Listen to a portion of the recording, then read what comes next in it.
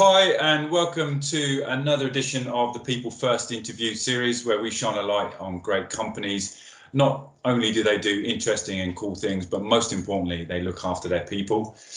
Identify Global is a market leader in personalised career management and talent acquisition, specialising in the legal technology and legal services marketplace with great candidate experience guaranteed. I'm excited today to be joined by Janet Taylor-Hall, founder and CEO of Cognia Law. I've been looking forward to this one for a little while. Cognia Law is an independent international law company that delivers advisory, flexible resourcing and managed services to law firms, banks and corporates. Their services cover client needs from crises and projects, BAU and flow management and future fit advisory. Cognia Law is ranked as a brand one contract lifecycle management alternative legal service provider in the Global Chamber rankings and was one of the proud winners of the FT Innovative Lawyer Awards in 2019 for innovation and collaboration. Hi Janet, how are you? Fine, thank you. And you? Hopefully I've covered everything there. That's accolades for sure. I've talked a lot about Cognia, but what people really care about is you. So tell us a little bit about yourself. How do you go from, being a student in South Africa to being the founder of Cognia Law? Give us a brief overview of who you are. Well, it's been quite a journey. I started my career at EY, where I was a management consultant. Learned my trade, drawing process flow maps, and then moved on to managing and setting up large shared service centres. Okay. I did start my career in South Africa, but then moved across to Europe. Was based in Brussels for a period of time, and then in London.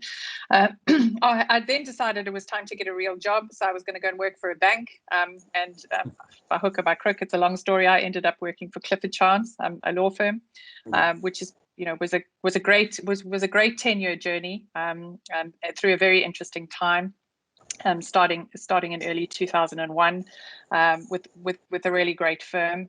Initially sort of tackling sort of global, bringing things together globally on the business services side, but then moving on to really looking at how legal work is done and how one optimizes that. Had a great consulting team there. Then, once again, I kind of had this moment of, all right, time to move on. Time to move back into banking, maybe go in-house. And then I was attracted really to joining a legal process outsourcer. It was an organization that I really resonated with. They'd been a client of ours, done some great work in helping us set things up, and also we'd kind of been with them in terms of part of the journey. Operational founder, joined them. Had a very interesting experience off the back of that. 6 months after joining, the CEO was essentially booted out by the private equity investors. It's an interesting journey, but I learned quite a lot about culture and how cultures can change and kind of what worked for me. I then had the interesting experience of having lived in London permanently. For 13 years, having my other half say to me, I'm ready to move. I want to leave the UK. So we had a bit of an esoteric discussion about where in the world we would place our home, because we always see it as virtual. By hook or by crook, we ended up basing ourselves between London and South Africa and Cape Town. And then I took a sabbatical. I was going to join the BPO sector here, and then got inspired both by my former boss, who'd been the founder of the previous organization that I worked for, but also simply by seeing a gap in the market and saying, really there's something different that is required in law. There's a growing need. Took the plunge and founded Cognia. It's interesting because you asked the reference back to the student days, really, one of the probably the most informative thing that happened to me as a student, what I learned most from is actually the University of Cape Town, where I was a student, has a non-profit organization that is part student-owned, student-run, and run by a director. I have the great benefit or privilege of being one of the student vice presidents in my final year at university. And frankly, just had that amazing feeling of waking up in the morning, feeling like you have something important to do. It's an amazing organization, educates. It also outreach. It's got a medical side of things. It's got development centers. Fantastic organization called Chalco. frankly found myself back here, having founded a company, and suddenly finding myself in a situation where I wake up in the morning, I feel like I've got something important to do again. So it's really been a full cycle. I think yeah, I mean that's really important, because not everybody takes that opportunity to get out there and do something, and I know you undersell yourself quite a lot, because you missed out the fact that you were nominated for an entrepreneurship award for women in legal tech. What's the state of play with that? I think the awards are next week sometime, so that's still in play. Well, congratulations, and good luck with that. So thank you. So this is the People First podcast series, and this was born out of people looking after, or organisations looking after their people, not just during a pandemic, but in general. And I think the pandemic has hidden a lot of sins and has also shone a light on some really great organisations. So could you describe to me what things were like for you and Cognia Law during lockdown initially, and what emotions did you go through and your team go through, and how did you communicate during that time? Yeah, it was a very interesting time, and sort of ironically, we find ourselves in a round 2 at the moment of the whole lockdown experience. Well, certainly for part of our team. I think it was a real shock to the system, in the sense that in one way I was so proud of the team in terms of how they just literally, we made a decision, okay, before lockdown globally, but it's time to go virtual for everybody's well-being and for business continuity purposes. We can work virtually. Had permission from our clients, which was great, a great trust-based relationship there, and moved everyone. And it was just remarkable how overnight everyone pulled together. They transitioned, they carried on doing the job, and it was really amazing. But it was a real shock to the system for everybody. So I always talk about the Corona roller coaster. You had days of just amazing moments where, wow, it's all working, and then those sort of deep moments of exhaustion, sense of loss, etc. So I think for the team went through that cycle, and we went through that cycle as well. And I mean, we moved into hyper care mode for the team. I mean, it was just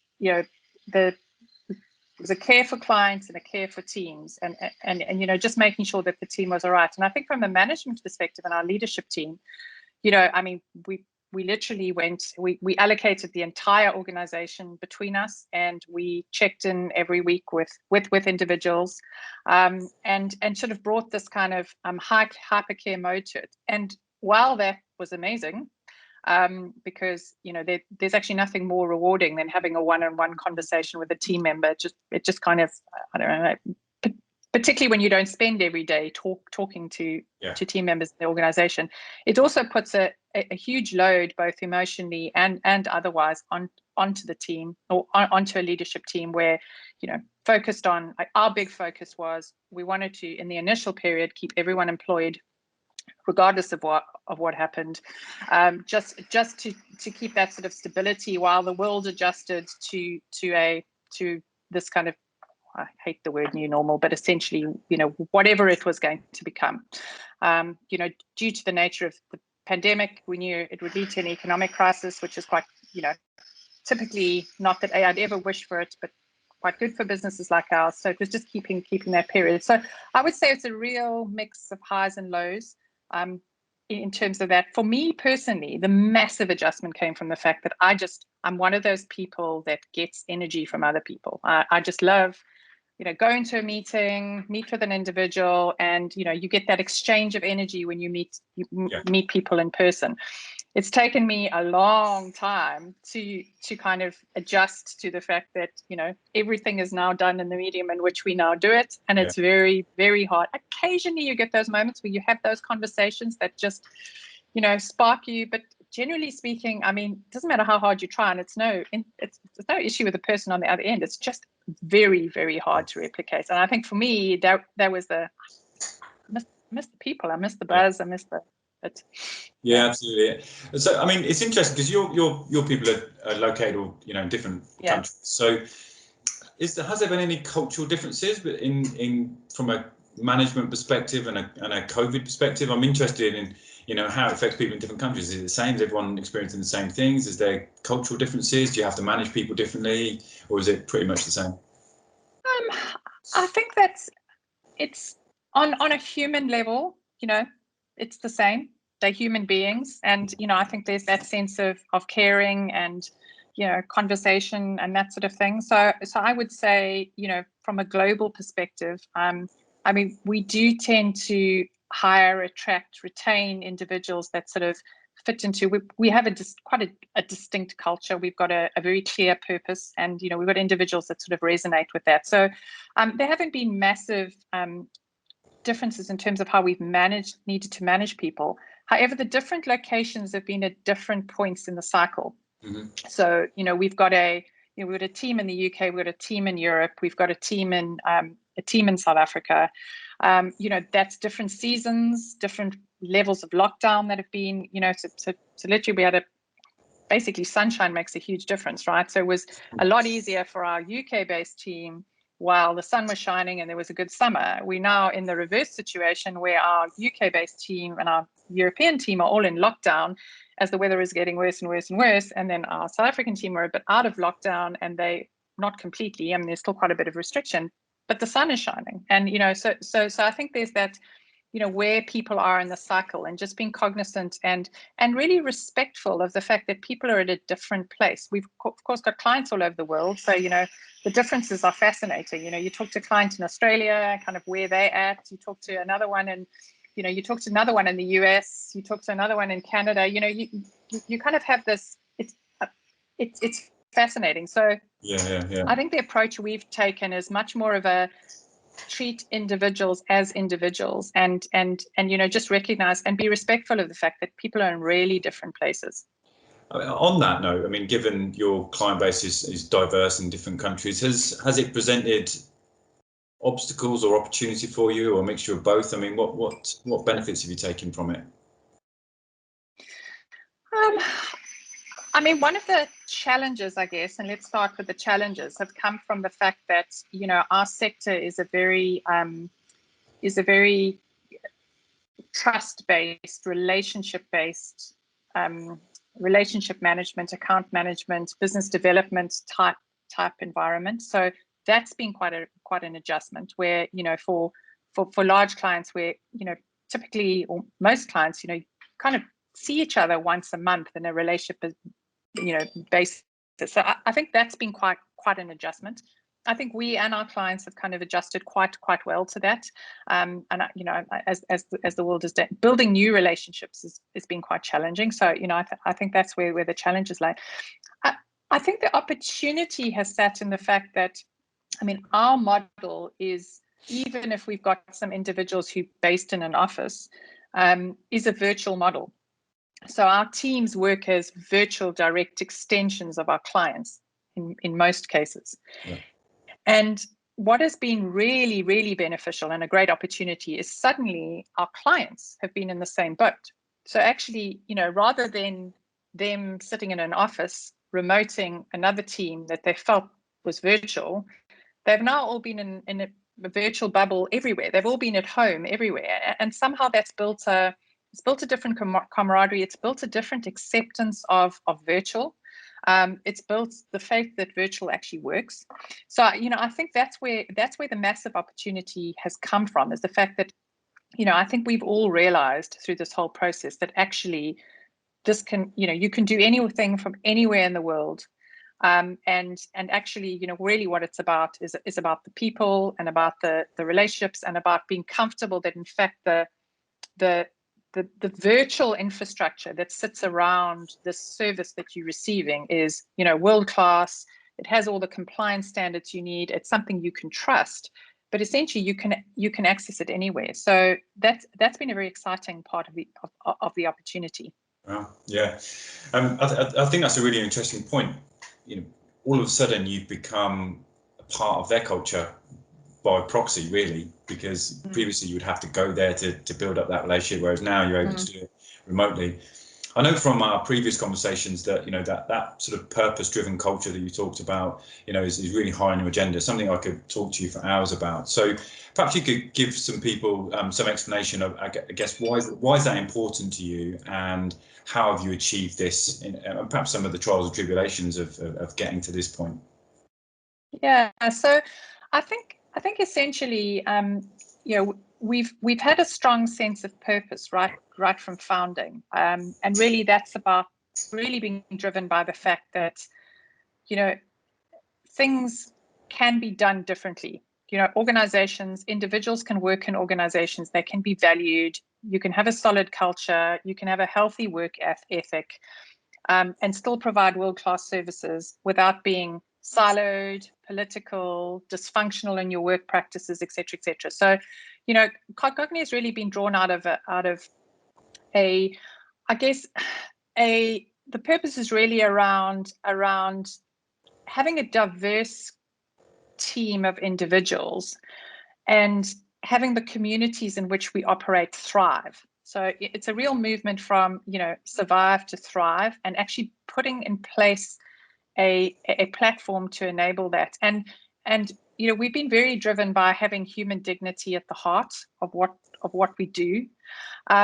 I think the other thing is that it's been driven by the fact that, we fundamentally believe that there is a different way of delivering legal services, and a better way of delivering legal services. And that has driven us. And really what we seek to do is be an example of what the future world of law looks like, and provides examples and in everything we do. But we're very driven by operating in an ecosystem. It's not all about us. It's about how we leverage the best of law and actually provide solutions to our clients. So there's that changing the world of law, but there's also this changing the world of work as well, sort of purpose piece to it. And I think, look, to some extent, it's not the easiest road to tread. It's not the fastest way to a big huge payout and a sellout. But that's not really what we were after. I mean, what we really were after was to build something that made a difference. And I think what's made a big difference for us is that purpose and that sense of purpose has been there from the beginning. And it resonates with team members. It resonates with clients. They recognize it. And I think, in that sense, continuously striving, the whole collaboration piece and cooperation piece with other providers. I mean, we work effectively with competitors. We work effectively with law firms. We work effectively with tech providers and clients in building ecosystems. And we work hard at that. And I think there's that element of authenticity around what it is we're about. And what that tends to manifest itself into is that, for some people, they buy into it and they love it, and they thrive in that environment, and they thrive in that culture, and they bought into it. For other people, it isn't their thing, and it becomes quite easy for both us and them in terms of saying, look, there's nothing bad about you, nothing wrong with you, and there's nothing wrong with us. But at the end of the day, there isn't a match. Yeah. It just isn't a match. Yeah. And I think that has really borne the sort of secrets of success. And to be honest, it's true of clients as well.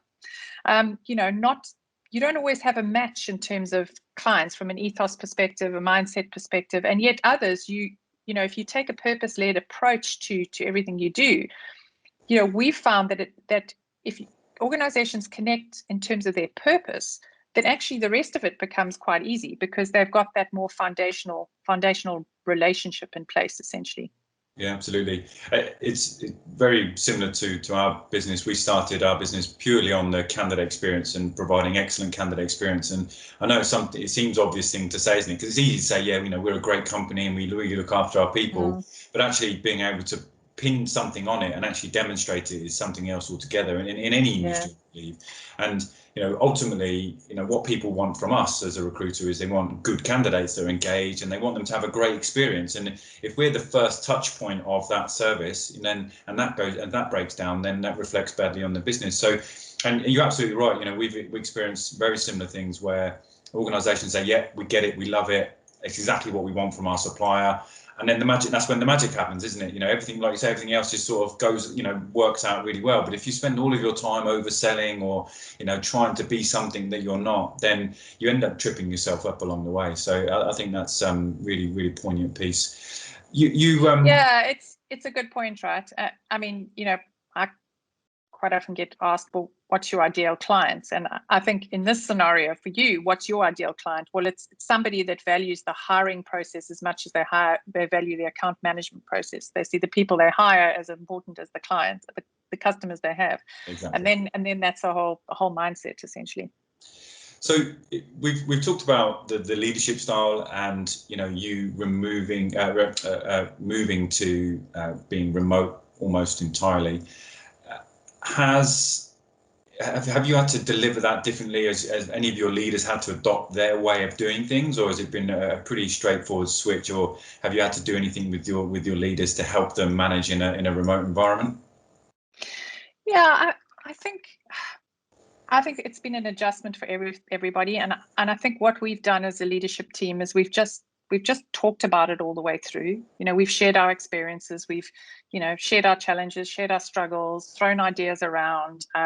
In some instances we've got help where we at the moment really working towards, we see ourselves in the future being what we call a hybrid organization. We've always had an element of the organization virtual. We anticipate going forward beyond this, more of it will be virtual than otherwise. And even the stuff that is based in offices will, people will come and go. They might not work from the office every day. So that is a different, and that's a hybrid environment. It's not a virtual environment, and it's not a dedicated environment. It's a combination of the two, and it's sort of moving things in those directions. So, I think from that perspective, we've really sort of walked the journey in terms of just being very, very honest about, yes, it's hard. Are we doing this right? Are we not? What other things do we need to think about? And things like how do you effectively engage with the whole team in a manner that you kind of get in these briefing sessions. You kind of do this every 2 weeks. You've got this all team update. And you kind of sit on the other end, and you've got all these very seldom faces. Nobody asks any questions. Yeah. I mean, it's understandable, right? And hang on, that model doesn't work. And so, we've kind of gone, okay, well, there's a smarter way of doing that. And I'll give you an example. I mean, we've just done a town hall update where we had some talking, in terms of strategy and that kind of thing, and direction, all that kind of thing. And then we used breakout rooms, and we got people to brainstorm, well, what are the ideal behaviors and characteristics of a thriving individual within this organization? And it's just those different ways of engaging people. And, suddenly it went from actually being a kind of, these updates that you used to give, it's like, oh, I hope it's motivating everyone. You message somebody afterwards, well, was that okay? Yeah, it was fantastic. It's like, oh, well, that's great. Well, I just felt like I was talking to a screen, to a sense where you can actually feel the engagement, because the breakout groups come back and they feed back, and it's just, so you learn all the time, essentially. And I think that's the really important thing, is the learning piece of it. We're all on a journey. You're not going to get 100% right. We're all on a journey. Yeah, I think one thing I've learned is when you're on those long, arduous, updates, or, even meetings in general, is you can hit the mute button and do a big sigh and then turn the mute button back off again. So, yeah, and turn off the camera and have a good stretch, and then exactly. Yeah. So, one thing, with that in mind, do you think that we need different leaders sort of post-pandemic? What does the future leader look like, in your opinion? I just think, I'm not sure we need different leaders. I just think their behaviors and characteristics and sort of strengths and things that people will need to focus on. That, I mean, a big one is on self-management and looking after yourself and self-care, essentially. I think if the pandemic has taught leaders anything, it's been the fact that, if you don't take care of yourself, and not in a selfish fashion, I'm talking about taking care of your own mental health, your energy levels, your, all of that sort of thing. And I mean, that's easier said than done. I mean, I'm sure we'll kind of get onto it. I mean, if you ask me what's keeping me awake at night, I'll tell you it's the mental health of our team, and frankly the mental health of the globe. But that's a whole nother story. But I think from that perspective. So, I think leaders are, and then the second thing is that the other thing that has really been important is if people talk about authentic leadership, or what is authentic leadership, and it's about just being willing to actually just be honest about kind of where you are personally, still be strong and still motivate, etc., but not pretend that everything's all right, because then what you do is you create this supposed archetype, which is just which is impossible for people to connect with, because they are struggling. So I think there's an element of that in terms of the self-management and the sort of authenticity perspective, which, I mean, to be honest, I think is probably relevant in any context. The other challenging thing is, of course, even with hybrid models in the future, it's becoming so much more aware and equipped as to, when you're working with people, as to how to identify signs of people struggling, of pending burnout, of people having difficulties when in fact you're actually not face to face with somebody, because you physically meet somebody, and even if they put on a good show, you pick up the vibe, you pick up the energy, and something triggers you to it. Quite hard to do on a Zoom call. Yeah. Wouldn't say it's impossible, but it's quite hard to do on a Zoom call, and it's almost, and I think that's something that we now focusing a lot on, is to say, well, how do we better equip both our team members and our managers and leaders to actually identify these signs in one another and in themselves before they get to a point where they actually are burnt out, and then suddenly it's like, well, I didn't see this coming, kind of thing, which is often so. I think there's that element of skill set there that is very important. Yeah, absolutely. I think that identifying, I think there's many facets to that, because there's, when hiring people, you want the best of the best, don't you? And often you overlook the human element. You look at what they can do rather than who they are. So you say, right, I need that doing, and you're really good at doing that, so come in and do that. And then when things go wrong, or the business changes shape or direction, and that person that person's role or skill gets diluted a little bit because they're now doing something else, people forget that when you change to do something, or you're in a pandemic, or you're in a crisis, or whatever it looks like, it doesn't always have to be negative. It can just be doing a new role to help take the business in a new direction.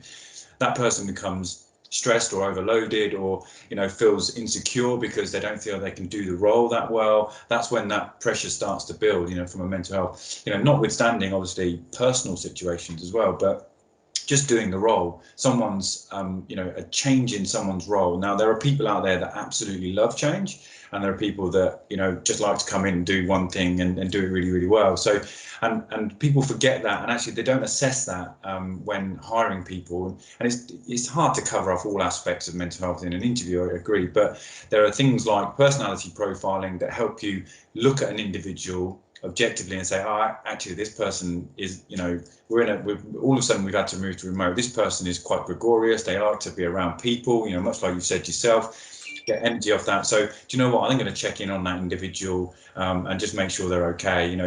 There's that level of insight that organizations can rely on to help them manage these people. But, that said, being aware of mental health, or just signposting it in general across the leadership team, more training in those areas, I think is really important, just to make them cognizant of actually checking in and actually being aware of what to look for. Yeah. To look for it.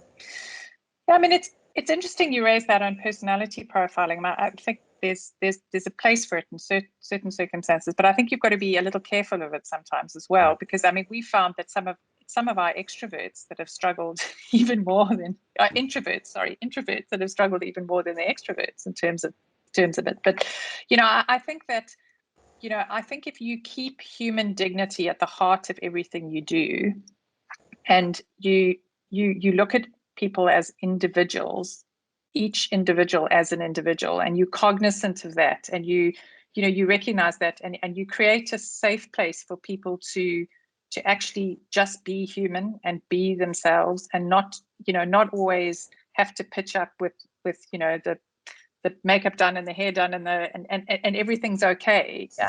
Then I think that's really where, and it's more important than it's ever been before in these circumstances, because it's just, you've just got to let people and take people for what they are at that moment in time, and just always recognize the fact that they're human.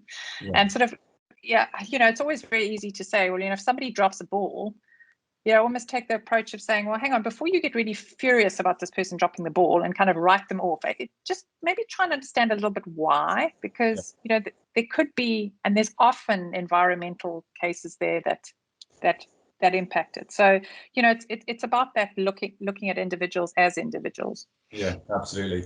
I mean, we've sort of talked about it there a little bit, but if you could maybe put a fine point on what does good leadership mean to your organization, and if you could, do you have a methodology that you approach, or is it very much as focusing on the individual as a whole? Yeah, I mean, really what we seek to do, and are pushing this forward even further now, is really taking a mentoring approach to leadership, and encouraging our leaders and developing our leaders in that skill, essentially, in terms of you mentor and you coach, as it intrinsically brings in the skill set of kind of focusing in on the individual and supporting the individual through making their own decisions and progressing themselves, because in these virtual work environments, I talked about self-management, but I mean they really are outcome based. They're outcome based, and yes, you can work in a team, but at the end of the day, your ability to manage yourself and make decisions and push things forward and keep yourself motivated, you can have the best support structure and ecosystem, but it's learning and training that muscle that is really important. So that's really what we look for in leaders, and we equip leaders through, and we help them in a number of ways in terms of just mentoring skills and that kind of thing, but also recognizing we have a very strong CSR program, and part of our CSR program is actually mentoring individuals and mentoring young people that are part of that, part of those organizations that we support, or part of those programs that support. So it's actually building up those skills. Another big part of it is there is no blueprint of a leader. We recognize the fact that you need to be authentic, and you need to find your style of leadership, essentially. It's a very personal thing, but essentially, if you're able to be authentic, then you will be a better leader, or a stronger leader from that perspective, in terms of sort of setting example, et cetera. So and there's leading through example, both through being willing to go the extra mile, working hard, and all those things you kind of expect in terms of example, but also the elements of simply being a caring individual and genuinely caring about the people that you work with. So I think that's some of the kind of the nuances around it. But moving on to the sort of future then, for your business, I mean, have you introduced any new services or products as a result of this? Has anything changed, or is it you just literally flip the switch to being remote? I mean, I think our model is built to be virtual. So I mean, essentially, in a sense, there hasn't been a change in the context of the model, because it's built to be virtual. So even though the individuals in it are now virtual for a period of time, the model is built to be virtual. So I think from that perspective, it sort of had that kind of future fit aspect to it. I mean, although I mean, an area that we have started doing quite a bit more work in is, I mean, we have advisory, an advisory practice, or a a consulting practice, and from that side, you know, we've historically done a lot of work in sort of operating model design, process efficiency, you know, all of that kind of thing. You know, helping organizations work through, well, what is the strategy for their legal function, you know, et cetera, et cetera. What we now have started introducing and recognizing is the fact that actually you sometimes need to take that whole conversation one step back and sort of say, okay, let's actually look at the whole systemic aspect of this setup and this organization. You know, what is the purpose? What is the vision of this team? You know, where does it sit? You know, is it a sort of compliance-based culture? You know, what are they looking to do? You know, et cetera, and work much more on that sort of it's almost the softer side of it, which then and systemic side of it, which then connects in with what's the operating model, you know, what the efficiencies, what do the teams actually do, what are the tasks, et cetera. So there's certainly been an element of that. I mean, you know, we find that now more than ever, clients need help solving problems. So, you know, what they're needing now is they're needing solutions. They're not just needing a piece of the puzzle, they're needing the whole puzzle. So, you know, we've always had this mindset, but we're finding it's even more important than ever now, is that you sit down with a client, you understand the problem, and you actually help them put the solution in place. And you might find that some parts of that solution are not all you in terms of what your organization may do. But then, you know, your ability to help them to put an ecosystem together and you don't make that integration of that ecosystem their problem. You actually help them with it. And you know, we're seeing more and more acceptance and interest in those kind of models coming through, and demand for it. It's more important than ever. Fantastic. So sweeping from pandemic to Brexit, last couple of questions, I promise, and I told you I could talk to you for hours. So how do you see Brexit affecting the legal services market or industry, if at all? I mean, are you gearing for any changes? What can you see happening? Well, I mean, I think regardless of what your views are on Brexit, and we won't sort of go into a political dark hole on that one. I mean, the reality is that you know, Brexit on top of pandemic will continue to have an economic impact, even if your view is that the short-term pain is worth the long-term gain. Which,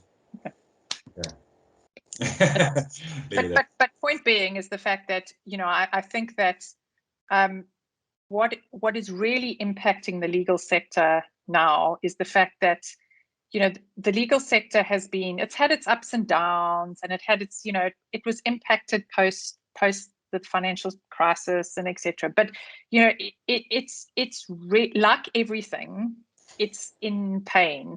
You know, I mean, business generally is systemically in pain. So, you know, you've got in-house legal functions who are having to downsize.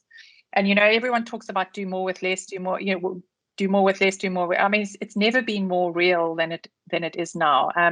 So I think the impact will be, it's just upping the heat. It's just upping the pressure. It's just upping the challenge that the legal sector has. And, you know, I personally believe, and maybe I'm an eternal optimist, that the legal sector will emerge better for this. You know, at the end of the day, there's a lot that's gone on over the last period.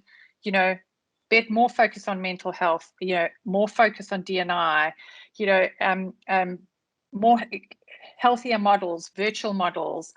Being brave enough to step out and say, look, I'm really going to try something different here, because if I don't, I can't save the amount of money that my CEO or the FD is demanding that I save. Yeah. You know, similarly with law firms. I mean, you know, at the end of the day, you know, a lot of them have had utilization challenges over this whole period, and has made them realize that actually they need a more flexible workforce. And it's only, you know, like, we're all human, right? Like the classic, the child's got to burn their finger on the radiator before they actually will realize they shouldn't touch the radiator. And, you know, it's that kind of thing. It's a kind of learning from experience thing. So I think it's going to be very good. Like longer term, it'll be good for the sector. It's going to drive a lot of change through that. It's it's also because there's opportunity. You've got players moving into the market like the Big Four and various others who it just brings a whole new dynamic into the market. So yeah, quite exciting times, really. Yeah, well, I think you take that view, don't you? Either see it as an opportunity or as a restriction. So yeah, good luck to you in that sense. And then my final question, which I ask everybody at the end of the podcast, is what's the biggest learning and piece of advice for other leaders? So your peers in this sector. How have you, in terms of navigating this period and post pandemic and also Brexit? Biggest learning. Oh, there've been so many, right? Biggest learning. I guess it's being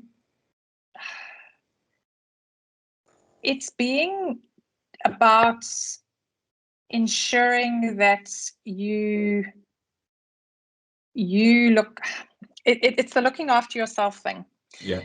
I think at the end of the day, I mean, intrinsically, if you have a caring culture, you're a caring person, in order to do that, in order to be regenerative, you need to be regenerated yourself. You need to recharge your batteries. You need to have habits that enable you to sleep. You need to take breaks. You need to, and I think that's really the key thing, is that if you're going to, I guess it's our equivalence, our generation's equivalent of living through a kind of war, essentially, in terms of realizing that, in fact, actually, you can keep charging the front and keep charging the front and keep charging the front. But at the end of the day, if you don't actually step back and just, breathe and think and take a break, because look, taking a break's hard when you can't actually go anywhere. Yeah. Particularly, when you're in lockdown. I mean, you can't actually go anywhere, so you don't take a break. And I think what I've learned over the period is that actually it's those times where I've gone, actually, you know what? I actually have to take a break. I've got to step away from this. I've got to take time. I've got to recharge my batteries. I've got to do, whether it's your mindfulness practices or whatever your thing is at the end of the day. And I think from my perspective, it's that, to be strong and to be a strong leader and an inspiring leader, you need to recharge your batteries, essentially. That is a great way to finish. So thank you for that. Thank you.